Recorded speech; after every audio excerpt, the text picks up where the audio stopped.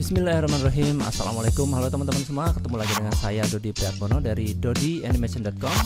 Dan senang sekali kali ini saya kembali akan memberikan tutorial kepada teman-teman semua, terutama yang suka dengan software Blender ya. Nah, di tutorial kali ini saya akan membahas tentang dasar penggunaan dari software Blender versi 3 ya. Jadi sekarang sudah sampai di versi 3 ya teman-teman.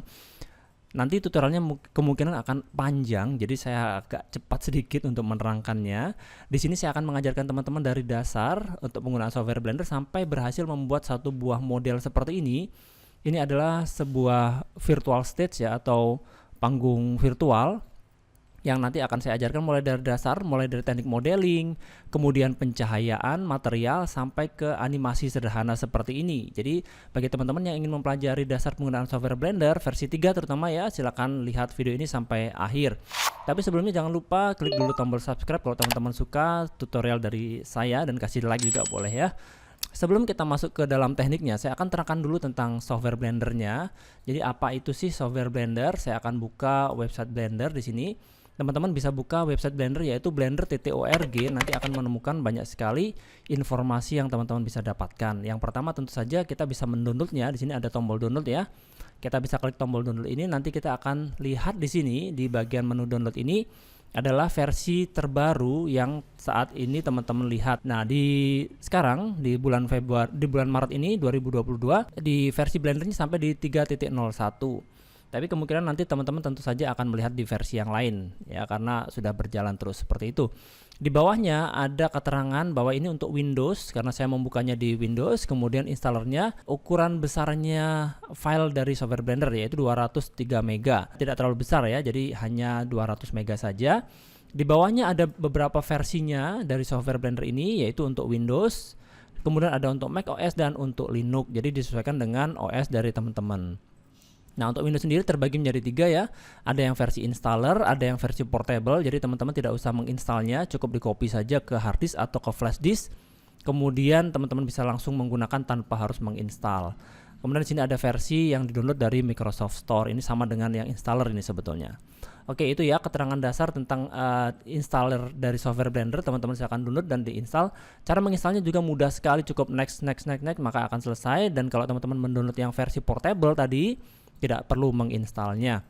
Nah, berikutnya kalau teman-teman ingin lihat spesifikasi apakah komputer teman-teman bisa menggunakan software Blender atau tidak, silakan lihat di dalam tab requirement di sini. Nanti teman-teman akan melihat bahwa di bawah sini ada minimum hardware dan rekomendasi dari hardwarenya. Untuk minimumnya itu disarankan menggunakan yang quad core atau 4 core ya, yaitu mulai dari Intel i5 ke atas, tentu saja i5, i7 dan i9 di sini sudah yang rekomendasi. Kalau teman-teman menggunakan yang AMD, teman-teman bisa menggunakan yang minimum adalah Ryzen 5 ke atas, dan untuk RAM-nya minimal 8 GB, yang direkomendasikan adalah 32 GB. Kemudian untuk VGA-nya minimal 2 GB dan rekomendasinya adalah 8 GB. Oke, itu ya teman-teman. Keterangan lain teman-teman bisa cek di bawahnya. Di sini ada untuk keterangan VGA yang support apa saja. Kemudian versi-versi lain dari software Blender ini. Kalau teman-teman hardware-nya ternyata tidak sanggup untuk membuka versi dari 3 ini, maka teman-teman bisa saja mendownload versi yang lebih lama. Di sini ada yang previous version. Teman-teman bisa mendownload versi yang tentu lebih mampu untuk di hardware teman-teman, seperti misalnya versi 2.7 atau 2.8. Nah, untuk tutorial yang versi lama seperti 2.7, 2.8 itu sudah pernah saya buatkan juga di YouTube. Silahkan teman-teman cari saja, atau nanti saya sertakan di bawah video ini ya, di deskripsi. Nah, itu ya. Jadi banyak sekali fasilitas Blender yang teman-teman bisa gunakan. Meskipun software Blender ini gratis, tapi dia memiliki banyak sekali fungsi, seperti misalnya kita tentu saja bisa melakukan proses modeling ya, membuat objek, kemudian bisa melakukan rendering, kemudian juga bisa melakukan proses modeling sculpting, kemudian bisa rigging dan animasi, kemudian bisa membuat animasi 2 dimensi dengan menggunakan grease pencil, bisa melakukan proses visual effect seperti misalnya kamera tracking, compositing, dan lain-lain. Kemudian di Blender juga siap dengan simulasinya untuk simulasi api, air, kemudian rigid body, dan lain-lain. Itu sangat lengkap sekali. Bisa juga melakukan proses video editing dan lain-lain. Silahkan cek sendiri teman-teman ya. Jadi meskipun software Blender ini gratis dan installernya kecil, tapi fasilitasnya banyak sekali. Jadi saya rekomendasikan teman-teman untuk menggunakan software Blender ini. Nah, bagi teman-teman yang ingin mempelajari software Blender dari dasar, saya juga punya tutorial yang lengkap sekali. Silahkan teman-teman lihat di website saya, yaitu dodianimation.com. Nah, di sana ada banyak tutorial, baik itu dari software Blender, kemudian ada tutorial Unity, tutorial 3ds Max, After Effects, dan lain-lain ya. Teman-teman bisa sesuaikan saja dengan kebutuhan dari teman-teman. Di sini ada tutorial dari Blender yang untuk versi lama 2.7 ada, kemudian 2.8 juga ada, 2.9 dan versi 3 juga ada. Di sini ada tutorial jargon Blender yang bisa digunakan teman-teman untuk belajar dari dasar sampai mahir, terutama yang versi 2.9 sampai versi 3 ini ya. Silahkan cek sendiri di websitenya, dan nanti hasil akhirnya itu seperti ini ya. Jadi teman-teman akan diajarkan membuat karakter seperti ini ya. Ini keren sekali. Ini modeling rumah, kemudian modeling mobil, dan juga nanti diajarkan rigging tulang, animasi, dan rendering menjadi video. Silahkan cek di website saya. Kalau teman-teman ingin order, tinggal klik saja tombol di sini ada saya mau order. Nah, bagi teman-teman juga yang ingin belajar software Photoshop, ini juga ada tutorial Photoshop dari adik saya sendiri. Di sini ada 3 buah tutorial yang lengkap sekali. Silahkan cek linknya di deskripsi dari video ini ya. Nah, tanpa berlama-lama lagi, langsung saja kita akan membuka software Blender. Ini adalah software Blender versi 3. Dan untuk awal sekali saya akan mereset ini. Kita akan masuk ke dalam menu file. Kemudian di sini ada default dan kita klik load factory settings. Ini supaya nanti tampilan yang kita gunakan itu sama. Jadi ini setelah sudah saya rubah ya, saya modifikasi tampilannya, ini saya reset lagi ke factory setting atau setting awal, setting pabrik ya, istilahnya seperti itu. Jadi ini sama nanti tampilannya dengan yang teman-teman gunakan. Nah, tapi tentu saja saya akan melakukan sedikit perubahan supaya teman-teman nanti lebih nyaman dalam melihat tutorialnya. Yang pertama, saya akan perbesar dulu tombol-tombol yang ada di sini. Saya akan masuk ke dalam menu edit, preferences, kemudian di dalam menu tab interface di sini ada resolution scale. Saya akan tarik ke kanan sedikit, perbesar sampai di sini tombol-tombolnya, hurufnya menjadi lebih besar ya, sehingga teman-teman bisa melihat dengan jelas ya. Ini resolution scale. Kemudian saya juga akan menyalakan satu buah add-on. Di tab add-on di sini kita ketikkan yaitu screen. Saya tuliskan screen seperti ini, nanti akan muncul di sini adalah system screencast keys. Nah, system screencast keys ini adalah fasilitas yang nanti untuk menampilkan keyboard shortcut maupun mouse yang saya gunakan. Jadi ini teman-teman bisa juga menginstalnya ya. Ini bukan bawaan defaultnya software Blender. Jadi teman-teman harus menginstalnya dulu. Di sini ada tombol install ya. Saya sertakan installernya di deskripsi video ini. Nanti silahkan diinstal dulu. Kemudian setelah diinstal langsung dinyalakan seperti ini. Nah, nanti akan muncul di sebelah kanan. Kita bisa klik N. Klik N di keyboard. Nanti di sini akan ada screencast key dan ini bisa kita cawang. Untuk warnanya saya gunakan kuning saja biar kelihatan lebih jelas. Kemudian kalau misalnya ini saya klik N di sini, maka di sini akan muncul keyboard shortcut maupun mouse yang saya gunakan. Nah, seperti itu ya, itu fungsi dari screencast key. Oke, langsung saja saya akan tunjukkan kepada teman-teman tentang teknik pembuatan virtual stage seperti yang tadi saya tunjukkan ya. Tapi saya tidak akan ajarkan dari dasar karena dasarnya sudah pernah saya ajarkan di video tutorial dasar Blender 2.9. Silahkan cek videonya. Di sana sudah saya ajarkan bagaimana cara melakukan proses navigasi tampilan seperti ini untuk merotasi tampilan, untuk zoom in zoom out, untuk pan view menggeser tampilan, maupun untuk transformasi objek ya, bagaimana menggunakan tools yang di sebelah kiri ini untuk menggeser ya, memindahkan objek, untuk merotasi objek, untuk melakukan perubahan skala objek. Nah, itu semuanya sudah saya ajarkan di tutorial dasar Blender versi 2.9. Jadi teman-teman lihat dulu di video itu, baru teruskan ke sini kalau ingin membuat virtual stage. Kita akan mulai dari pembuatan stage-nya atau panggungnya ya. Di sini sudah ada satu buah objek yaitu objek kotak. Kita akan masuk ke dalam menu edit mode. Di sini ada edit mode, objek mode ya, kita ganti menjadi edit mode. Lalu teman-teman silahkan klik tab saja di keyboard, maka otomatis akan berubah dari objek mode ke edit mode. Nah, sekarang sudah menyala berwarna orange, ini artinya sudah aktif. Kalau misalnya belum aktif ya, terklik di luar seperti ini, dia akan hilang warna orange-nya. Kita tinggal klik A saja di keyboard, maka akan terseleksi semua. Kita akan melakukan perubahan skala ya, klik S untuk scale dan Z untuk sumbu Z seperti ini. Kita tarik ke dalam, kalau tarik keluar dia akan memanjang, tapi kalau tarik ke dalam dia akan memendek. Nah, sumbu Z ini juga sudah saya terangkan di video dasar Blender 2.9 ya. Sumbu Z ini sumbu yang berwarna biru ya, sumbu yang menunjukkan arah ke atas maupun ke bawah. Jadi Kalau saya tekan Z, maka kita akan mengaturnya ke atas dan ke bawah seperti itu. Oke. Nah, sekarang kita akan lebarkan ini ke kiri dan ke kanan. Saya akan gunakan view-nya seperti ini ya. Ini yang hijau, ini adalah sumbu Y. Ini saya gunakan untuk depan belakang, sementara X-nya untuk kanan kiri. X yang berwarna merah ya. Di sini kita bisa lihat X-nya yang berwarna merah.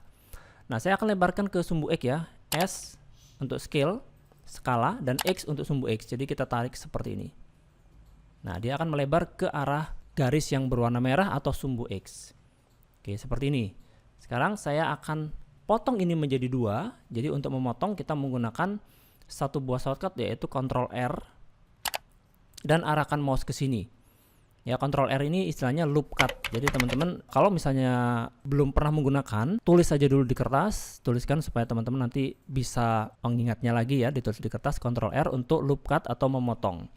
Kemudian arahkan mouse ke sisi sebelah sini atau sisi sebelah sini, karena kalau diarahkan ke sisi sebelah kiri, maka garisnya akan memanjang dari kiri ke kanan. Begitu juga kalau kita letakkan mouse di sebelah kanan, garisnya akan memanjang dari kanan ke kiri. Kalau di tengah sini, maka dia akan membelah dari atas ke bawah. Jadi posisi mouse ini menentukan arah potongannya. Oke, saya letakkan di sini dan kita scroll 2 di mouse ya. Jadi mouse scroll itu kita bisa dorong ke atas supaya dia bertambah jumlah segmennya seperti ini ya. Kita tidak butuh banyak, kita hanya butuh 2 saja seperti ini. Kemudian kita klik kiri 2 kali, klik ya, jangan sampai 1 kali, karena kalau 1 kali dia masih bisa digeser kanan kiri. Oke, setelah ini kita potong, di sini akan muncul ada garis baru. Garis baru ini kita sebut sebagai segmen. Segmen ini sekarang sudah membagi objek menjadi 3 kotak. Nah, 3 kotak ini tentu saja sama besarnya ya, karena kita tadi sudah langsung klik kiri 2 kali, dia tidak bergeser ke kanan dan ke kiri, maka dia akan memiliki ukuran yang sama besar semuanya.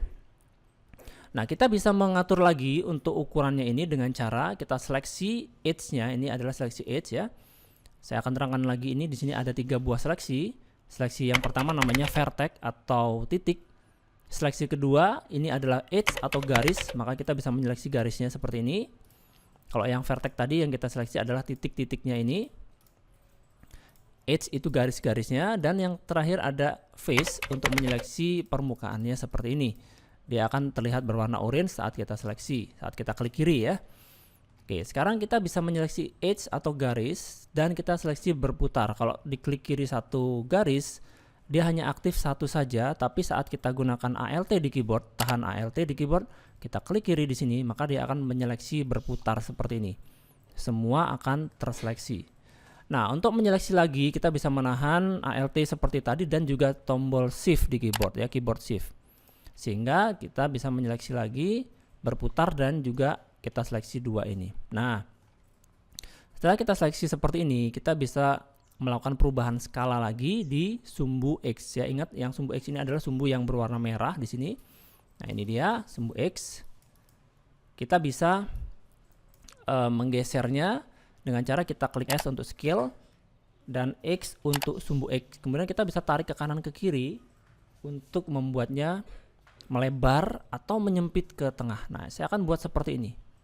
Ya, saya akan buat ini agak menyempit sedikit. Nah, teman-teman bisa berlatih seperti itu terus untuk melatih kepekaan ya. Jadi kalau misalnya nanti mouse-nya diletakkan di tengah, mouse-nya diletakkan lebih jauh, itu akan seperti apa efeknya.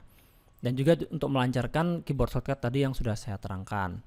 Nah, sekarang kita akan menyeleksi face yang ada di depan sini. Kita gunakan seleksi face ini dan kita seleksi yang ini. Dan kita gunakan E untuk extrude atau menambahkan face baru seperti ini. Nah, kita membuat seolah-olah ini seperti huruf T ya. Jadi setiap kali kita seleksi face dan kita tekan E atau extrude, maka kita bisa menambahkan face baru yang muncul seperti ini ya. Kalau kita tekan E, dia akan muncul. Nah, saya akan undo. Untuk mengundo kita gunakan saja Ctrl Z. Dia akan mengulangi lagi kejadian sebelumnya. Jadi ini saya akan kembalikan seperti ini. Nah, seperti itu. Jadi teman-teman sudah belajar beberapa keyboard shortcut. Yang pertama tadi S untuk skala objek, kemudian E untuk extrude, kemudian Ctrl R untuk loop cut atau untuk memotong, dan nanti akan ada shortcut lain yang juga teman-teman harus ingat dan pelajari. Nah, sekarang ada juga kemungkinan yang bertanya kalau misalnya bagaimana jika ini ada ukurannya atau lebih presisi, karena dari tadi kita buat tanpa menggunakan ukuran ya. Yang penting terlihat sudah cukup bagus. Nah, sudah. Nah, tapi kalau menggunakan ukuran bagaimana? Ya, bisa juga tentu saja. Di Blender saya akan menyalakan satu buah add-on lagi ya di dalam menu edit, preferences, kemudian kita kembali ke tab add-on seperti tadi di sini dan kita ketikkan di sini. Ini saya klik silang dulu, ketikkan namanya Mr. It ya, Mea Sure. Nah, kita akan menemukan di sini ada 3D view Mr. It. Kita klik ini, kotak ini kita cawang. Dan jangan lupa di save di sini, save preferences, kemudian kita tutup. Nah, kita klik N di keyboard, kita akan menemukan di menu tools atau di menu view ya mungkin ya. Oke, di menu view ternyata. Jadi kita bisa lihat di bawah sendiri di sini ada Mr. It Tools. Nah, apa itu Mr. It Tools? Ini adalah untuk mengukur objek. Jadi kita bisa menggunakan seleksi vertex atau titik ini. Kemudian kita seleksi titik ini. Ya, satu atau mungkin yang di belakang dulu deh, titik yang ini di kiri dan di kanan tahan shift di keyboard, maka kita menyeleksi dua titik ini. Kita akan mengukur panjang dari titik ini dan titik ini ya, titik A dan titik B ini.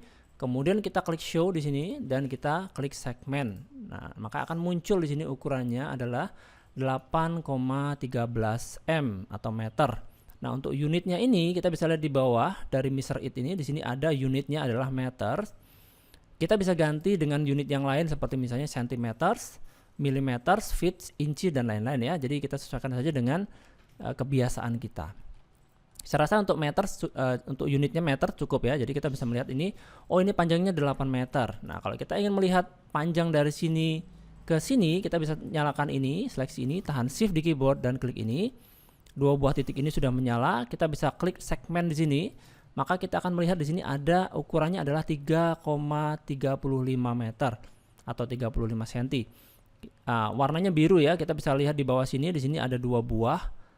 Kita bisa melakukan perubahan warna. Kalau ini tidak terlihat ya, kita bisa klik di sini. Kita ganti warnanya menjadi yang lain tentu saja. Jadi kita bisa mengolah warna dari teksnya. Oke, lebarnya berapa? Ini kita bisa seleksi ini ke sini, tahan shift dan kita klik lagi di sini ada segmen. Kita bisa melihat di sini untuk lebarnya 2 meter. Kemudian ini kita tahan shift di sini, kita seleksi ini. Ini kita klik lagi segmen 3 meter lebih 67 cm ya, seperti itulah ya. Jadi teman-teman bisa saja merubah-ubah ini. Misalnya ini terlalu panjang, diseleksi saja face yang ada di sini. Kemudian digeser menggunakan panah ini atau grab tool. Ini bisa digeser-geser seperti ini sehingga kita bisa menyesuaikan. Jika ingin panjangnya hanya 3 meter, maka kita geser saja ini, maka secara real time angka yang ada di dalam Mr. It juga akan berubah. Nah, seperti itulah ya.